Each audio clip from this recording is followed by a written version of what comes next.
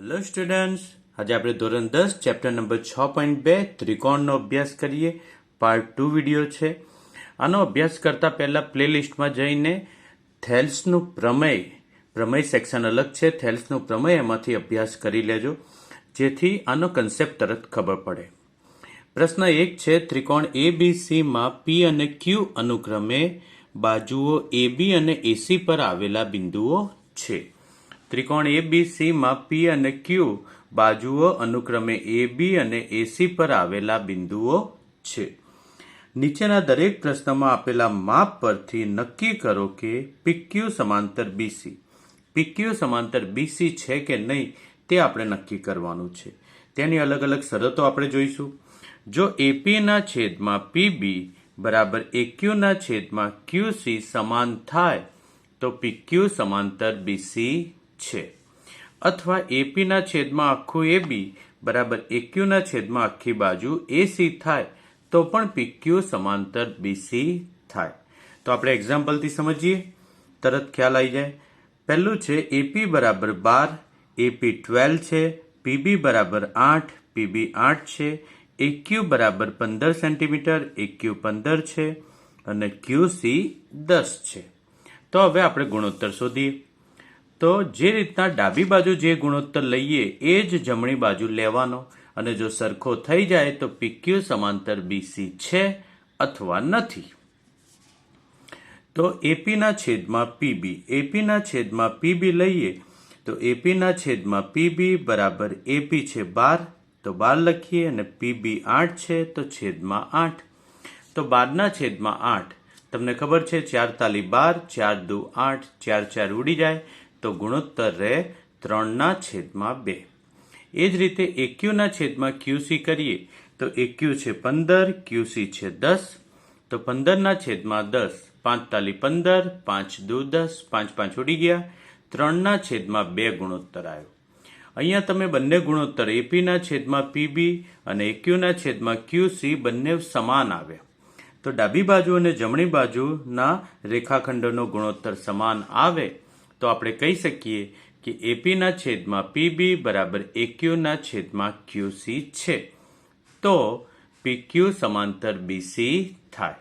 એટલે આપણે આ રીતે લખી શકીએ, AP ના છેદમાં PB બરાબર AQ ના છેદમાં QC હોવાથી PQ સમાંતર BC, આ સમાંતરની નિશાની છે, PQ સમાંતર BC છે.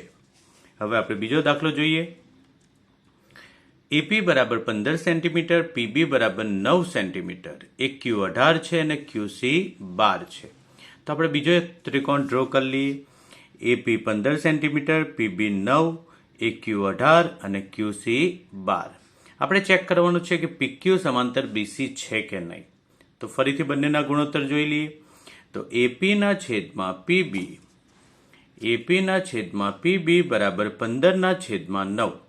15 ના છેદમાં 9 છે તો 5 તાલી 15, 3 તાલી 9, 3 3 ઉડી ગયા, તો આન્સર આપણો રહ્યો 5 ના છેદમાં 3.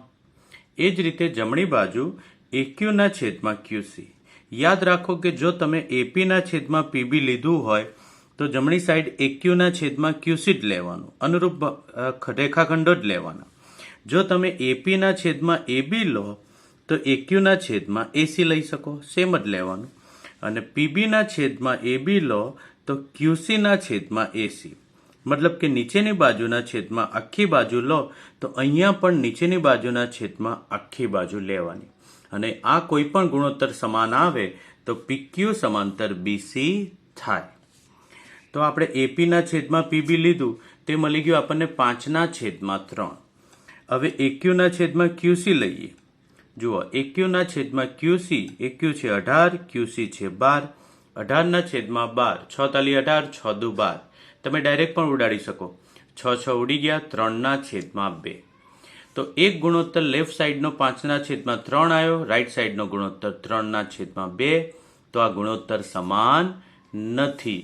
માટે AP ના છેદમાં PB is not equal to AQ ના છેદમાં QC હોવાથી PQ સમાંતર BC નથી.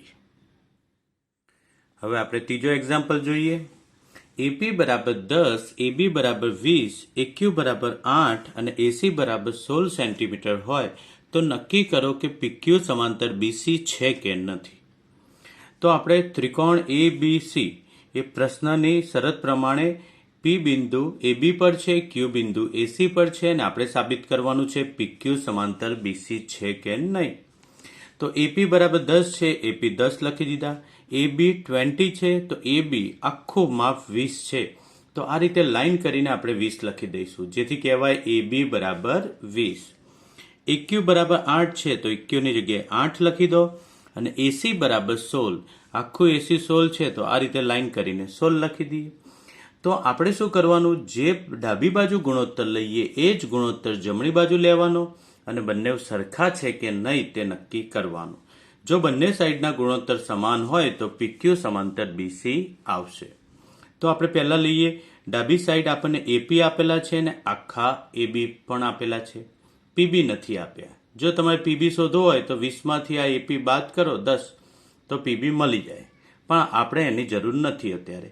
AP ના છેદમાં AB કરીશું, તો AP ના છેદમાં AB લઈએ તો AP છે 10, આખું AB છે 20, 10 ના છેદમાં 20 બરાબર આપણને ગુણોત્તર મળે 1/2.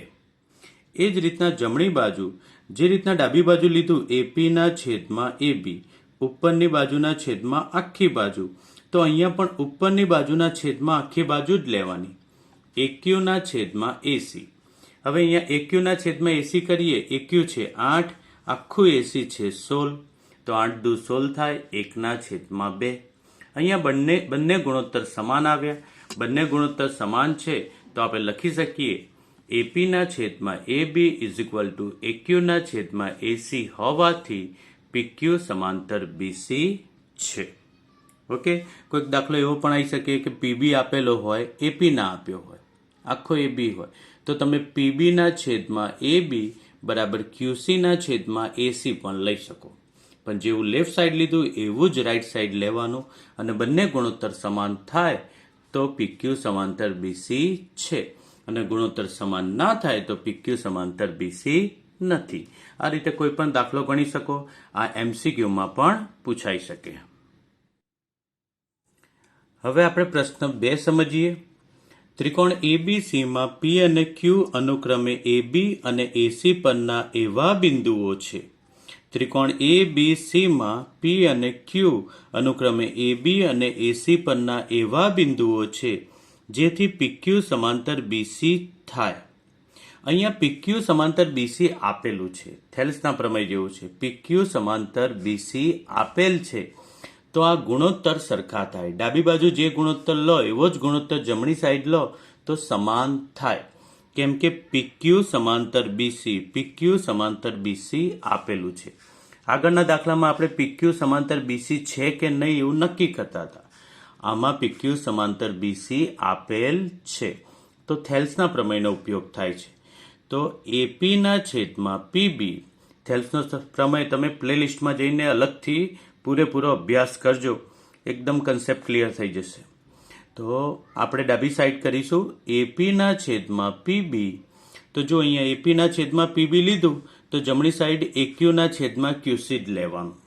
ઓકે, આપણને માપ આપેલા છે AP 5, PB 3, AB નથી આપ્યું, ખાલી જગ્યા છે. AQ 4 છે, QC શોધવાનું છે અને AC પણ આપ્યું નથી. આ જે ખાલી જગ્યા છે એના માપ મેળવી શકીએ, પણ આપણે શોધવાનું મેઇન છે QC. QC શોધવાનું છે. બાજુ આપેલી છે PQ સમાંતર BC, રકમમાં જ આપ્યું છે. તો આપણે જેવો ડાબી સાઈડ ગુણોત્તર લઈએ એવો જમણી સાઈડ લેવાનો. ગુણોત્તર લેતી વખતે ધ્યાન રાખવાનું કે 4 બાજુઓ લઈએ છીએ આપણે, એમાં 3ની વેલ્યુ હોય તો ચોથી મળી જાય. જુઓ, એકદમ સિમ્પલ છે. AP ના છેદમાં PB બરાબર AQ ના છેદમાં QC લખવાનું. AP ના છેદમાં PB બરાબર AQ ના છેદમાં QC. અહીંયા 3ની વેલ્યુ છે, ચોથાની નથી, તો મળી જશે. લખીએ AP 5 છે, PB 3, AP 5, PB 3, AQ 4 છે અને QC શોધવાના છે. તો આપણે ક્રોસ ગુણાકાર કરી લઈએ. QC છેદમાં છે અને અંશમાં લઈ જઈએ, ડાબી સાઈડ જાય તો અંશમાં આવતું રહેશે અને જમણી સાઈડ 4 તો છે જ અંશમાં, 5 ના છેદમાં 3 રાઈટ સાઈડ આવી જાય તો 3/5 થઈ જાય. તો 4 તાલી 12/5. 12 ભાગ્યા 5 આવી ગયા ક્યુસીનું માપ. ક્યુસીનું માપ 12/5 છે, એનો ભાગાકાર કરશો તો ક્યુસી બરાબર 2.4 થઈ જશે. આપણને જે ક્યુસી માપ નહોતું એ મળી જશે 2.4. હવે આપણે આ ખાલી જગ્યા પણ જો શોધવાની હોય તો શોધી શકીએ. તો કે એબીનું માપ શોધવું હોય તો 5 + 3 બરાબર 8 મળી જાય. એપી વત્તા પીબી એકદમ સિમ્પલ છે. તો એ શોધવાનું કીધું હોય તો મળી જશે. એબી બરાબર એપી વત્તા પીબી તો બરાબર 5 + 3 આન્સર થઈ ગયો 8. અને એસી શોધવું હોય તો એ જ રીતે રાઈટ સાઈડનું એસી બરાબર એક્યુ વત્તા ક્યુસી. એક્યુ 4 છે અને ક્યુસી હમણાં જ શોધ્યું આપણે 2.4. તો એસી બરાબર એક્યુ વત્તા ક્યુસી. એક્યુ છે 4 અને ક્યુસી 2.4. તો 4માં 2 ઉમેરીએ તો 6. 6.4 આન્સર મળી જાય. ઓકે, હવે આપણે એવો જ બીજો ક્વેશ્ચન જોઈએ જેમાં એપી બરાબર 8 આપેલું છે, પીબી ખાલી જગ્યા છે, એબી 12 છે, એક્યુ શોધવાનું છે, ક્વેશ્ચન માર્ક છે, ક્યુસી ખાલી જગ્યા છે અને એસી 18 છે. આપણે માત્ર એક્યુ શોધવાનું છે. પીબી અને ક્યુસી શોધી શકીએ. આપણે બધા શોધીશું. તો રકમમાં આપેલું છે એ બી સી પર એબી પર બિંદુ પી અને એસી પર બિંદુ ક્યુ એવા છે જેથી પીક્યુ સમાંતર બીસી થાય. આપણને આપેલું છે પીક્યુ સમાંતર બીસી. પીક્યુ સમાંતર બીસી છે તો થેલ્સનો પ્રમેય વાપરીશું. ડાબી સાઈડ અને જમણી સાઈડનો ગુણોત્તર સમાન થાય. એટલે કે એપીના છેદમાં એબી બરાબર એક્યુના છેદમાં એસી. તમે કોઈ પણ ગુણોત્તર લઈ શકો, પણ જેવું લેફ્ટ સાઈડ લો એ જ રીતનું રાઈટ સાઈડ લેવાનું છે. આગળના દાખલામાં આપણે એપીના છેદમાં પીબી કર્યું હતું, પણ અહીંયા એપી આપેલું છે અને એબી આપેલું છે આખું. તો એ બંને માપ આપેલા છે. તો રાઈટ સાઈડમાં પણ એપીને અનુરૂપ બાજુ છે એક્યુ. એક્યુ શોધવાની છે અને આખું એસી આપણને 18 આપેલું છે. તો 4માંથી 3 બાજુઓ છે તો ચોથી મળી જવાની એક્યુ. ચાલો જોઈએ ગણતરી. એપીના છેદમાં એબી. એપીના છેદમાં એબી બરાબર એક્યુના છેદમાં એસી. એક્યુના છેદમાં એસી. એપી છે 8, આખું એબી છે 12 બરાબર એક્યુ શોધવાનું છે અને આખું એસી છે 18. તો 18ને આપણે લેફ્ટ સાઈડ લઈ જઈએ, ગુણાકારમાં આવી જાય. 8ના છેદમાં 12 ગુણ્યા 18 બરાબર એક્યુ. તો આપણે ગણતરી કરીએ. 8 એટલે 4 દુ 8, 18 એટલે 2 3 દુ 6, 6 તાલી 18 અને છેદમાં 12 છે તો 4 તાલી 12 બરાબર એક્યુ. 3 3 ઉડી ગયા, 4 4 ઉડી ગયા, 3 દુ 6, 6 દુ 12. તો એક્યુ બરાબર 12 થઈ ગયા. તો એક્યુ આન્સર મળી જાય આપણને 12. આ મેન આન્સર છે. એક્યુ 12 મળી ગયા. ખાલી જગ્યામાં તમને પૂછાય 2 માર્ક્સનો દાખલો પણ પૂછાઈ શકે. હવે જે ખાલી જગ્યા હતી એ પણ આપણે શોધી દઈએ. ખાલી જગ્યામાં પીબી અને ક્યુસી હતા.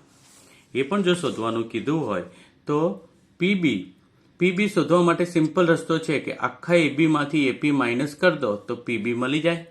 આપણને એબી આપેલા છે 12, એમાંથી એપી 8 માઇનસ કરી દો તો આપણને 4 આન્સર મળી જાય. જોઈએ. પીબી બરાબર એબી માઇનસ એપી બરાબર 12 - 8 આન્સર મળશે 4.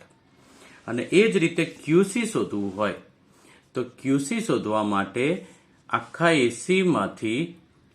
એસીમાંથી એક્યુ માઇનસ કરી દઈશું. એસીમાંથી એક્યુ બાદ કરીએ. એક્યુ હમણાં આપણે શોધી કાઢ્યું 12. એસીમાંથી એક્યુ માઇનસ કરીએ તો આપણને ક્યુસી મળી જાય. ચાલો જોઈએ. ક્યુસી બરાબર એસી માઇનસ એક્યુ તો 18 - 12 કરીએ તો આપણને આન્સર 6 મળી જાય. હવે આપણે ત્રીજો એક્ઝામ્પલ એવો જ જોઈએ જેથી કન્સેપ્ટ એકદમ ક્લિયર થઈ જાય.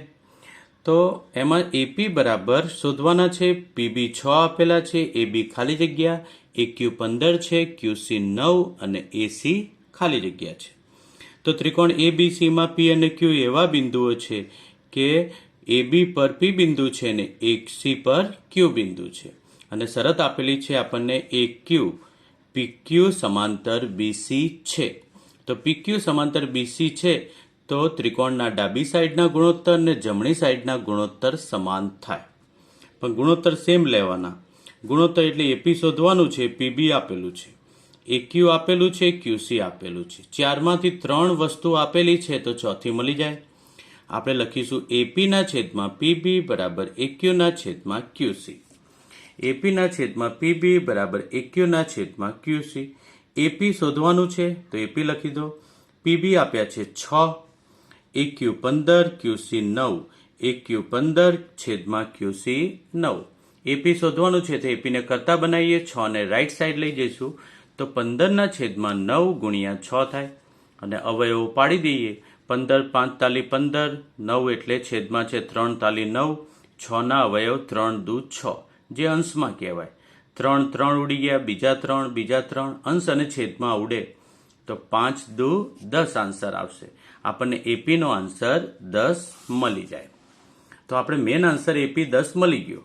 પણ જો આ ખાલી જગ્યા પણ શોધવાની કીધી હોય તો તમે શોધી શકો. એબી શોધવાનું હોય તો એપી પ્લસ પીબી કરીશું અને એસી શોધવાનું હોય તો એક્યુ પ્લસ ક્યુસી લઈશું. એકદમ સિમ્પલ છે. તો એબી બરાબર એપી વત્તા પીબી 10 વત્તા 6. એપી 10 હમણાં શોધ્યું આપણે. 10 વત્તા 6 16 થાય અને એસી શોધવું હોય તો એક્યુ પ્લસ ક્યુસી તો 15 વત્તા 9 બરાબર 24 થાય. Okay, thank you.